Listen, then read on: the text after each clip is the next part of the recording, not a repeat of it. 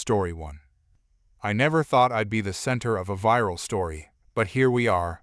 I've been working at The Golden Spoon for nearly 3 years now. It's a small family-owned restaurant that serves comfort food with a gourmet twist. The pay is decent, the owners treat us well, and the regulars are mostly pleasant.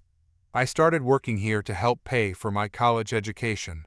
I'm studying hospitality management, so the job gives me both income and practical experience. My parents had always encouraged me to work through college. Learn the value of hard work, they'd say. And I did. Starting as a dishwasher at 16 in a greasy diner, I worked my way up to waiting tables and eventually landed this job at the Golden Spoon, where the tips are much better. The restaurant is in a nice part of town, attracting both families and business professionals. We're known for our brunch on weekends, and that's when we make the most money. I typically work Thursday through Sunday, picking up extra shifts during holidays and summer break. My roommate works as a bartender at a club downtown, so our schedules align perfectly. I'm usually home when he's working, and vice versa. This arrangement gives us both space and keeps our small apartment from feeling too cramped. Last Sunday began like any other busy brunch shift. The restaurant was packed, the kitchen was pumping out orders, and I was juggling 5 tables. That's when she walked in, the woman who would later be dubbed Restaurant Karen on social media.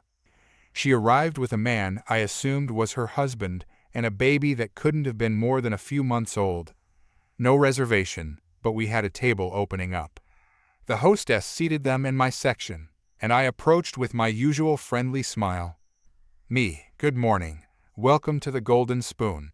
Can I start you off with some drinks? The woman barely looked up from her menu, waving her hand dismissively. Woman, coffee. Black. And water. Not tap water. Bottled. Room temperature. Husband, coffee for me too, please. With cream. I nodded and went to get their drinks. When I returned, they were ready to order. The woman wanted our avocado Benedict, and her husband chose the stuffed French toast. As I wrote down their orders, the baby started fussing. The woman bounced the infant on her knee for a moment before looking up at me with an expression I can only describe as entitled expectation. I thought I had misheard her. I'm sorry? Woman, the baby, you need to hold him while we eat. That's part of your job. I stood there, order pad in hand, genuinely confused. Ma'am, I'm afraid that's not part of my job. I can bring a high chair if you'd like. Her face immediately hardened. Woman, waiters are supposed to serve, and this is serving. How am I supposed to enjoy my meal if I'm holding a baby? She shot him a glare that instantly silenced him. Then she turned back to me, her voice rising.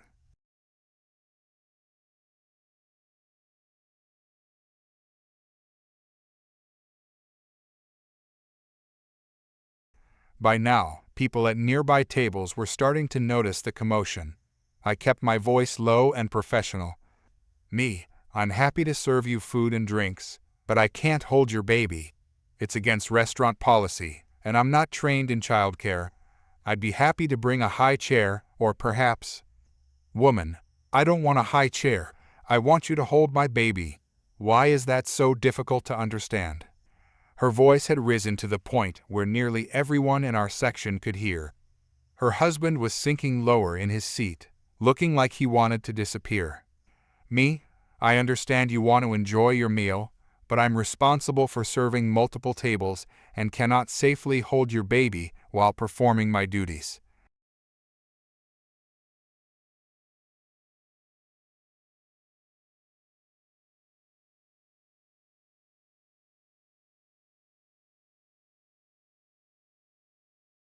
At this point, she started to cry, very obviously fake crying. Big, theatrical sobs with no actual tears. She was putting on a show for everyone around us.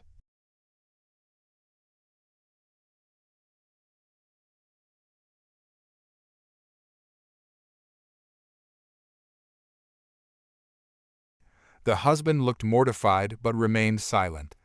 I stood my ground, though I could feel my cheeks burning with embarrassment as more and more diners turned to watch the spectacle. "Woman, I want to speak to your manager right now." I nodded, relieved to step away from the situation. "Me, I'll get them for you right away."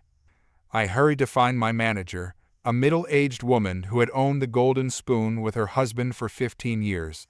She was in the back checking inventory when I explained the situation. She looked as bewildered as I felt but agreed to come speak with the customer. When we returned to the table, the woman was still putting on her crying act, though she dialed it back a bit. Her husband was now holding the baby, looking thoroughly uncomfortable with the whole situation.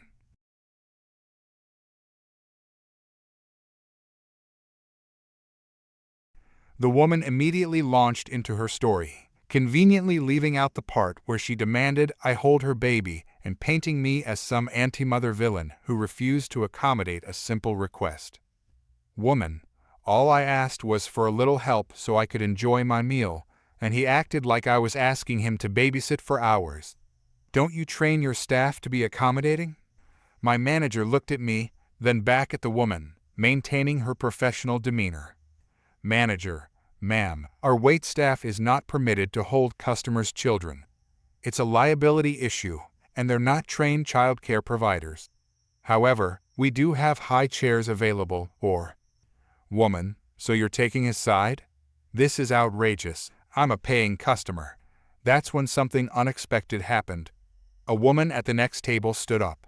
She had been dining alone with her own baby, who was happily sitting in a high chair, playing with some toys. She approached our table with confidence. "Other mother, excuse me, but I couldn't help overhearing. I'm a mother too, and what you're asking is completely ridiculous." The woman looked stunned that someone was directly challenging her. "Woman, this doesn't concern you. Mind your own business." "Other mother, when you're making a scene and harassing staff in a public place, you make it everyone's business. I have a baby too, see?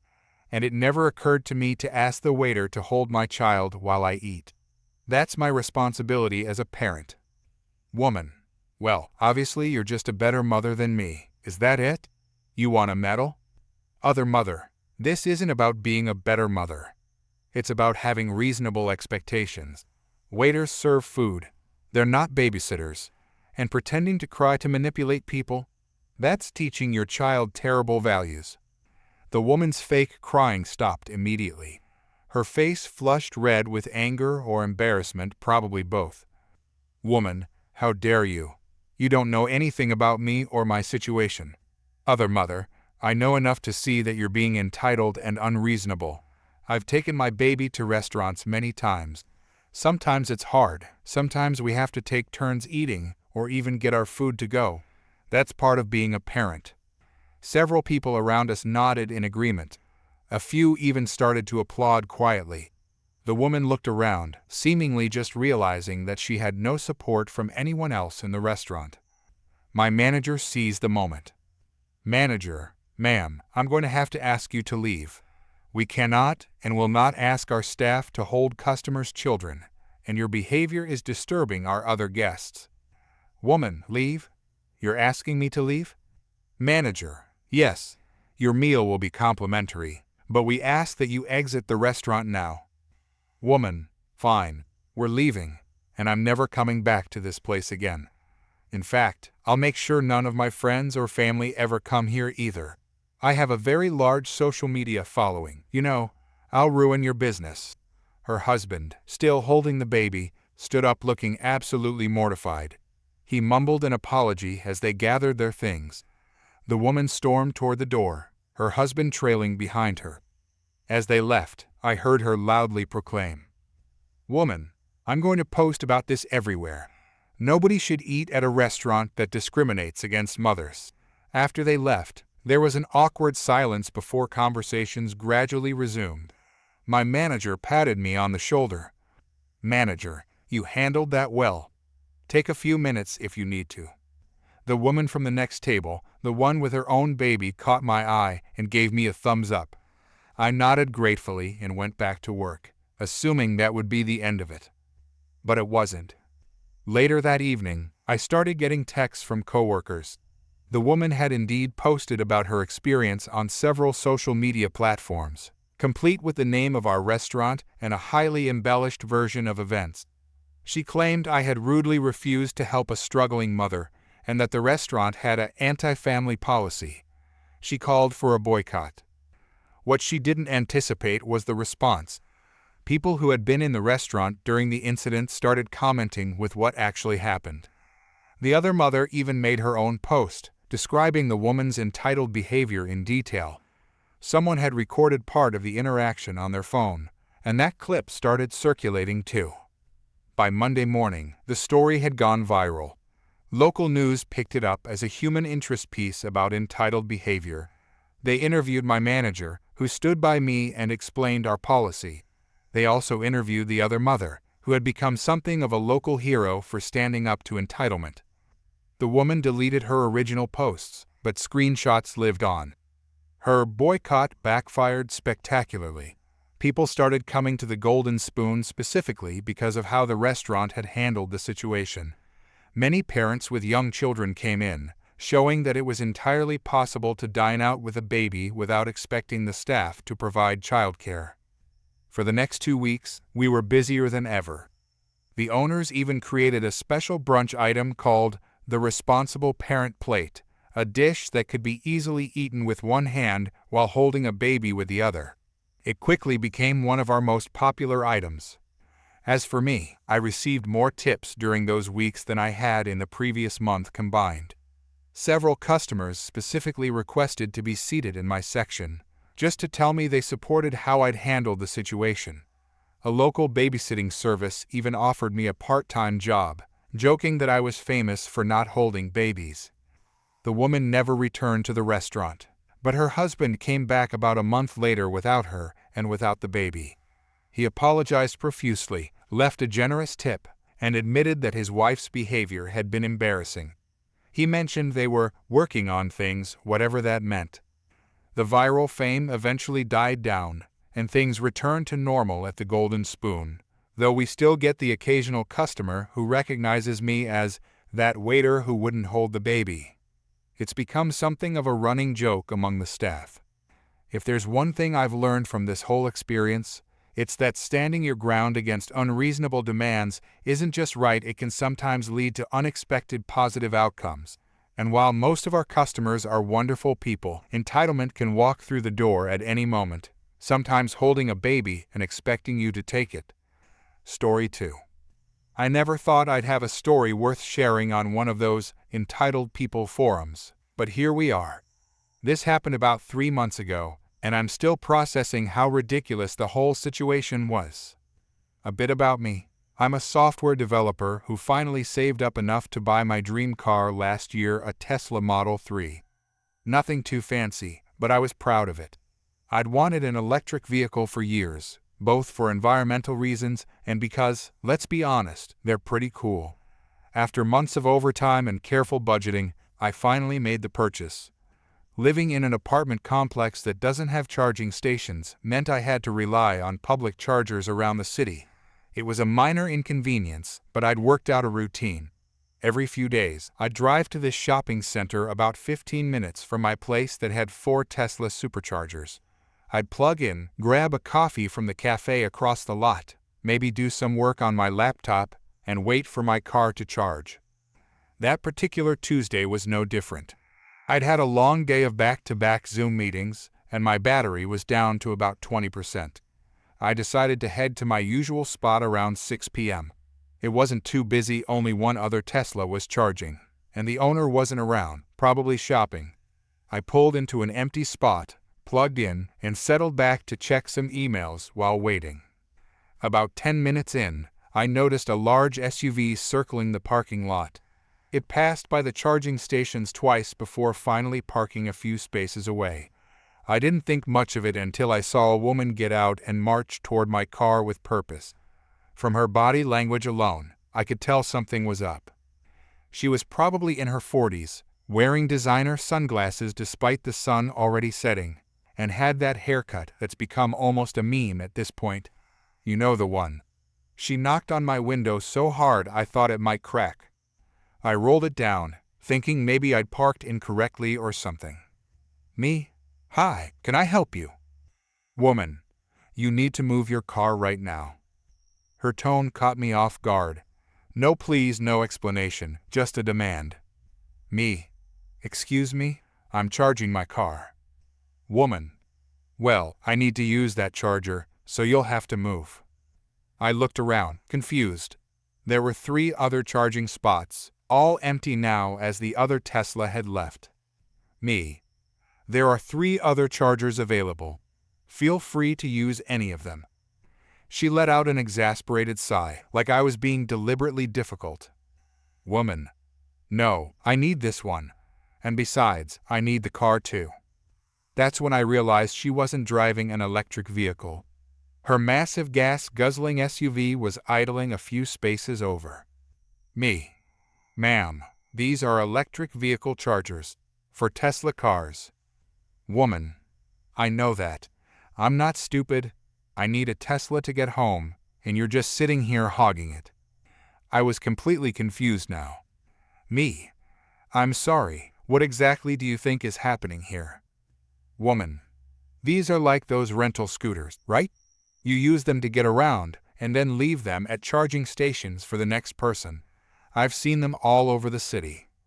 I almost laughed, thinking she was joking. But her stern expression made it clear she was dead serious. Me? No, that's not how this works. This is my personal car that I own. I'm just charging it. She rolled her eyes dramatically. Woman. Look, I don't have time for this. My phone is dead, and I need to get home. Just sign the car over to me, and I'll return it tomorrow or whatever. Me. Sign it over? This isn't a rental. It's my car. I bought it. With money. Woman. Why are you being so difficult? These are public chargers, which means these are public cars. That's how it works. By this point, I was starting to get concerned about this woman's mental state. Was she confused? On something? Or just incredibly entitled? Me. That's not how any of this works. These chargers are for people who own electric vehicles. I own this Tesla. It's not a rental or a car share. She looked at me like I was speaking another language. Woman. So you're telling me you're just going to sit there and not let me use the car I need? Do you know who my husband is? He's friends with the owner of Tesla. I couldn't help but chuckle at that one. Me. I'm sorry, but this is my personal property. I can't help you. Maybe try calling an Uber or a friend. That seemed to be the last straw for her. Her face turned a shade of red I didn't think was humanly possible. Woman, get out of the car right now. She yanked on my door handle, which thankfully was locked. When it didn't open, she started pounding on the window and screaming. Woman. Help. This man is stealing public property. Someone call the police. People in the parking lot started staring. Some pulled out their phones whether to call the police or record what was happening. I wasn't sure. Either way, I was getting increasingly uncomfortable. Me. Ma'am, please stop. You're causing a scene over a misunderstanding. Woman. I am performing a citizen's arrest for vehicle hoarding. Get out now. I decided the best course of action was to call the police myself. I didn't want this situation escalating further, and clearly, rational conversation wasn't an option. While keeping an eye on the woman, who was now trying to climb onto the hood of my car, I dialed 911. Dispatcher. 911, what's your emergency? Me. Hi, I'm at the shopping center on Maple Street, at the Tesla charging stations. There's a woman here who's trying to force me out of my car. She thinks it's a public rental vehicle, and she's attempting to take it. Woman. I can hear you lying. These are public vehicles. The dispatcher assured me they'd send someone right away. In the meantime, the woman had attracted quite a crowd. A security guard from the shopping center approached, but seemed hesitant to get too close to the screaming woman. Security guard. Ma'am, I need you to step away from the vehicle. Woman. He's hoarding a public car. Aren't you going to do something? Security guard. Those aren't public vehicles, ma'am. They're privately owned. Woman: That's not true. I see people leaving them at these stations all the time. They're like the scooters. The security guard looked at me apologetically, but maintained his distance from her. I stayed locked in my car, simultaneously amused and terrified by the situation. About 10 minutes later, which felt like an eternity, 2 police officers arrived. By this time, the woman had moved on from trying to get into my car and was making a phone call, presumably to her husband, who knows the owner of Tesla. I could see her gesticulating wildly while pacing around my vehicle. The officers approached her first, and I rolled down my window slightly to hear what was being said. Officer 1: Ma'am, what seems to be the problem here? Woman: This man is hoarding a public Tesla. I need it to get home, and he won't let me have it. Officer 1 looked confused, while Officer 2 approached my window. Officer 2: Sir, can you explain what's happening? I gave him the rundown. I was charging my Tesla, which I owned, when this woman demanded I sign it over to her because she thought it was like a rental scooter. Officer 2 tried to hide a smile and went back to his partner, who was still dealing with the increasingly agitated woman. Officer 1: Ma'am, these vehicles are not public rentals. They're privately owned cars. Woman: That's not true. I've seen them at these stations all over the city. They're like those electric scooters you can rent with an app. Officer 1: No, ma'am. These are personal vehicles. The owners are just charging them, like you would fill up a gas car at a gas station. The woman looked between the officers, me, and my Tesla, a mix of confusion and anger on her face. Woman: But I've seen people leave them here. Officer 2: Yes, to charge them. Then they come back. There was a moment of silence as this information seemed to process. Then, instead of being embarrassed or apologetic, she doubled down. Woman: Well, that's a stupid system. Why would they make the chargers public if the cars aren't public? He should have to share. Officer 1: Ma'am, that's not how property works. You can't demand to use someone else's vehicle. Woman: But I need to get home. Officer 2: We can help you arrange transportation, but you cannot take someone else's car. She looked at them incredulously, like they were the unreasonable ones. Woman: This is ridiculous. I pay taxes. These charging stations are on public property. Officer 1 sighed, clearly running out of patience. Officer 1: Ma'am, attempting to take someone else's vehicle is attempted theft. Now, we can help you find alternative transportation, or... Woman: Theft? I was borrowing it?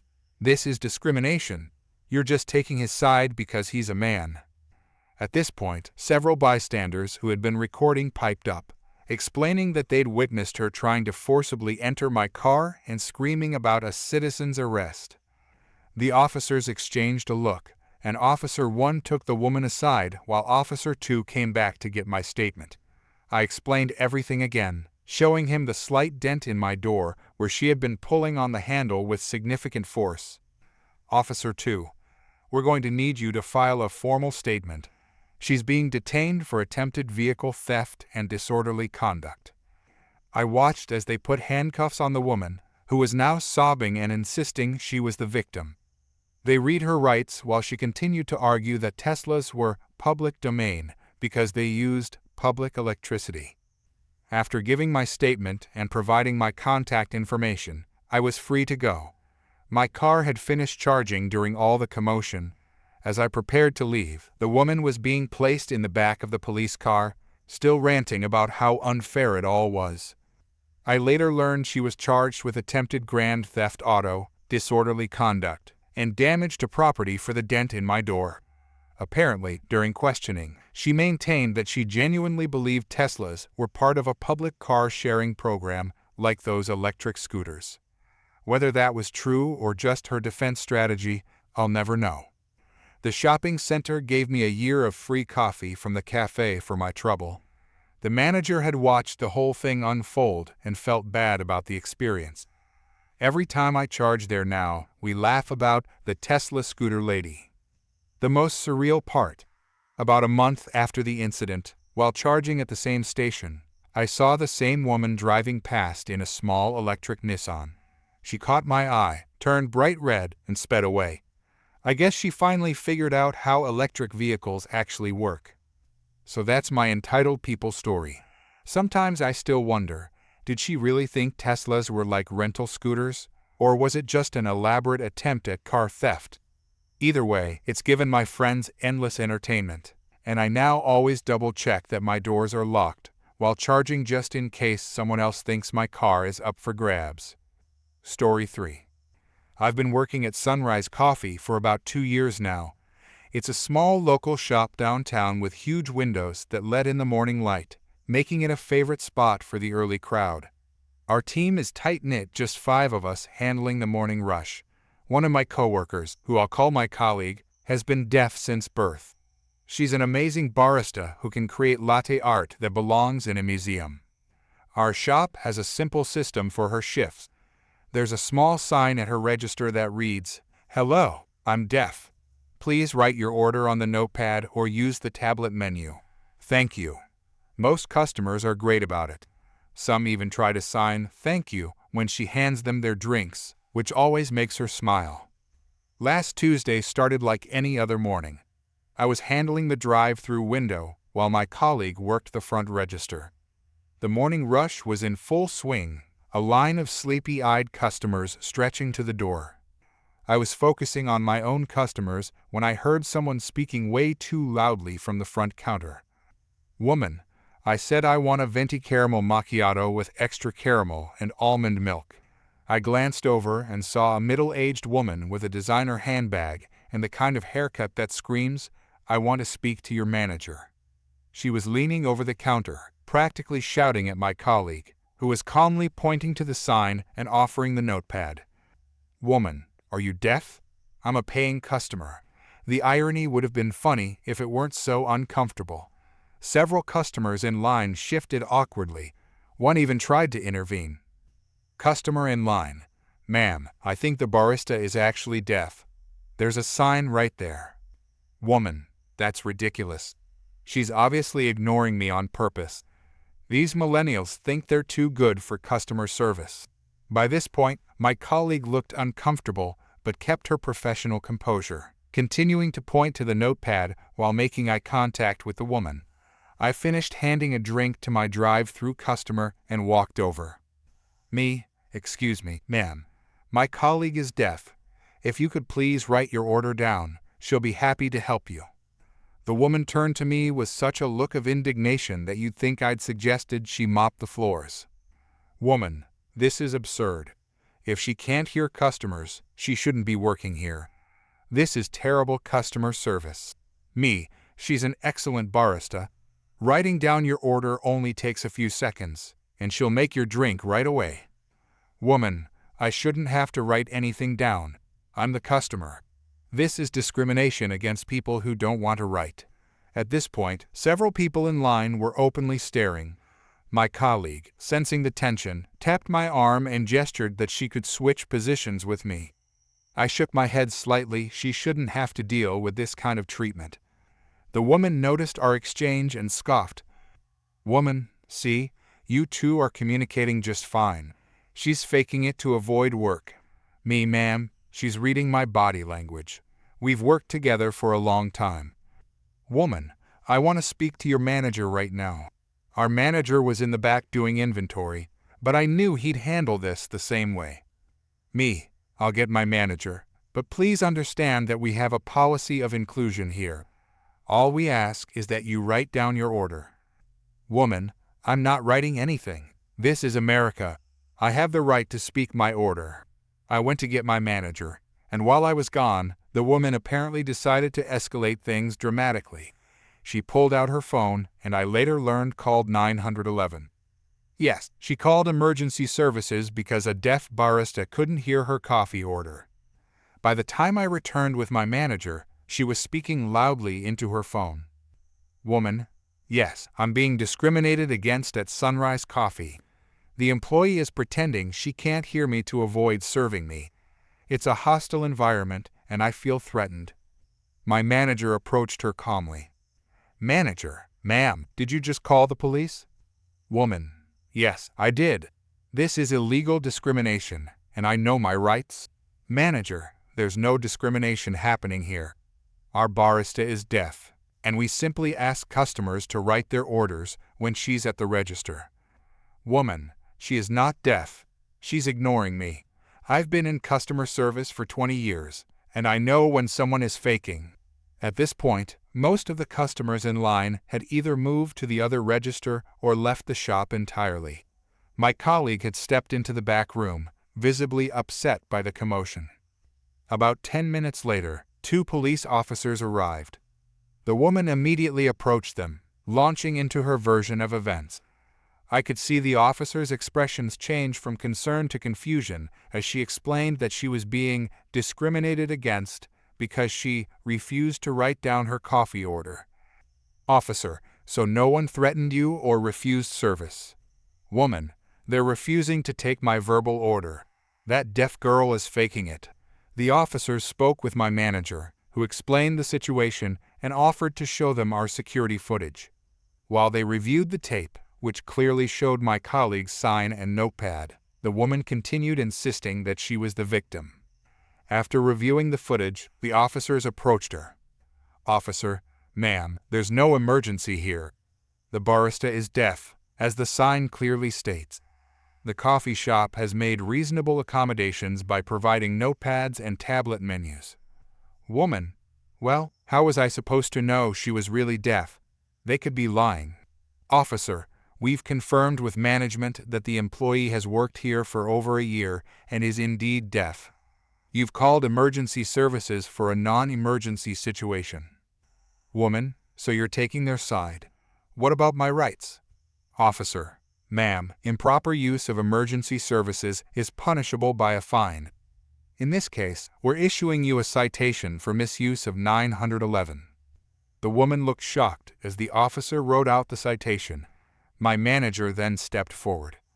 Manager, additionally, I'm going to have to ask you not to return to this establishment.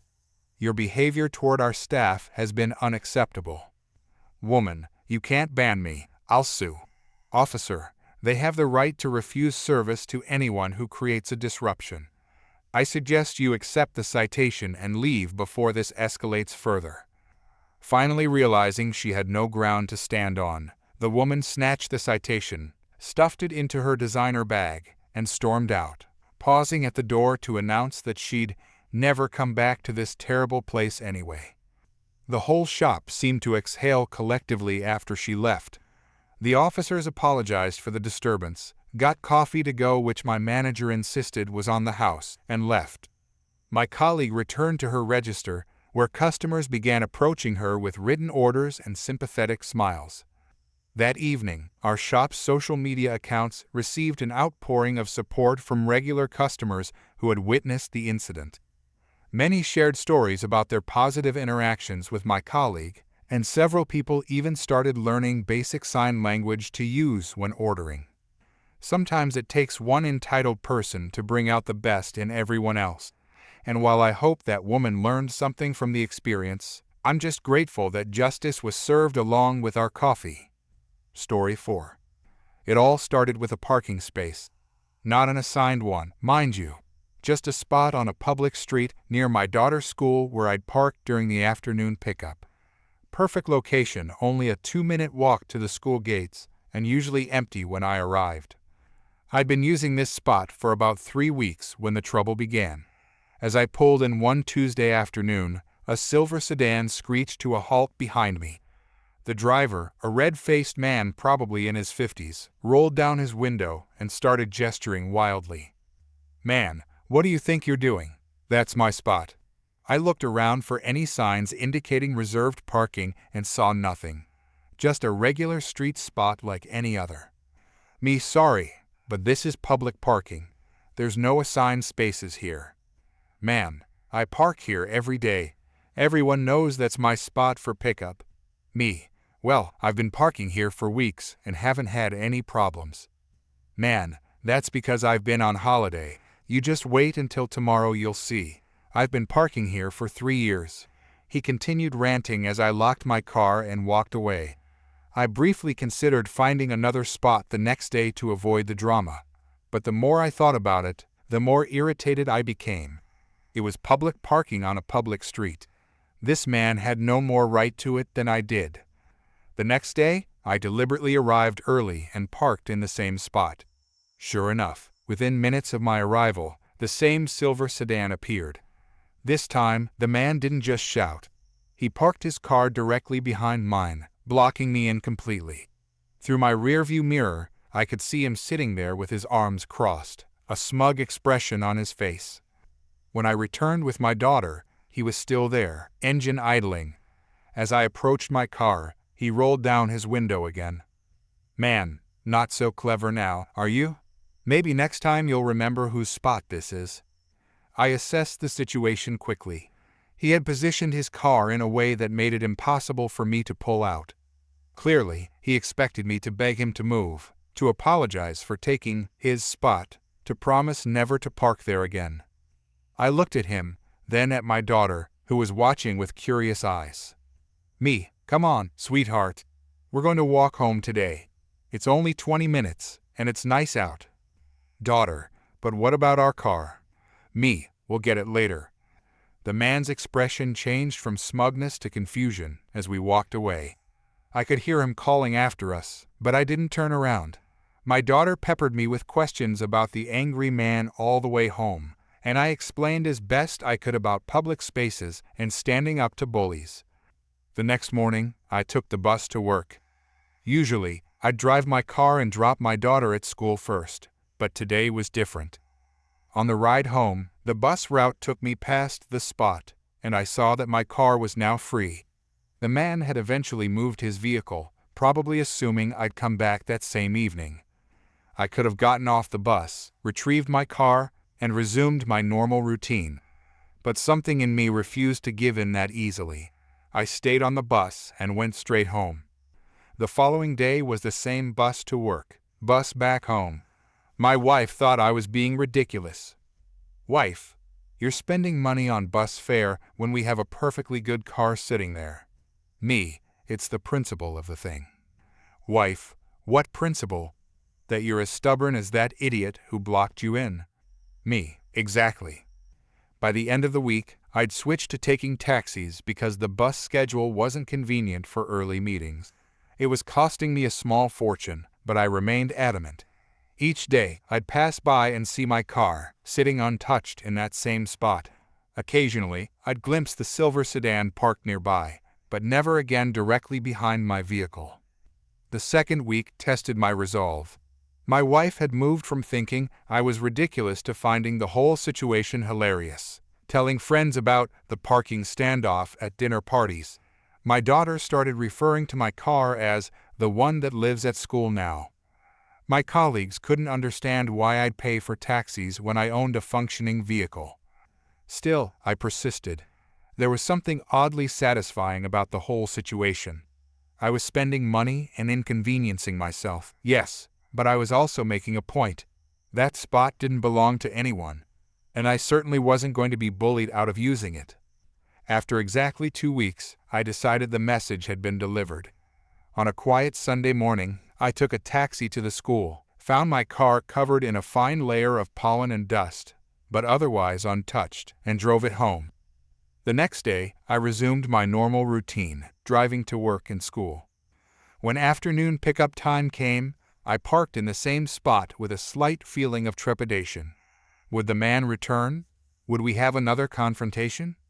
As I walked back with my daughter after school, I saw several cars parked nearby, but no sign of the silver sedan or its angry driver. The same was true the next day, and the day after that. A week later, I spotted him parked 3 spaces down, pointedly avoiding eye contact as I walked past with my daughter. He never confronted me again.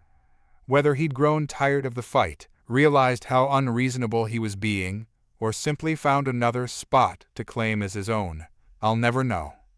What I do know is that sometimes the most powerful response to unreasonable behavior isn't direct confrontation, but simply refusing to play by someone else's rules, even if it costs you 2 weeks of taxi fares and a slightly dirty car. In the grand scheme of things, it was a small, petty victory, but every time I park in that spot now, without any drama or fuss, I can't help but smile to myself.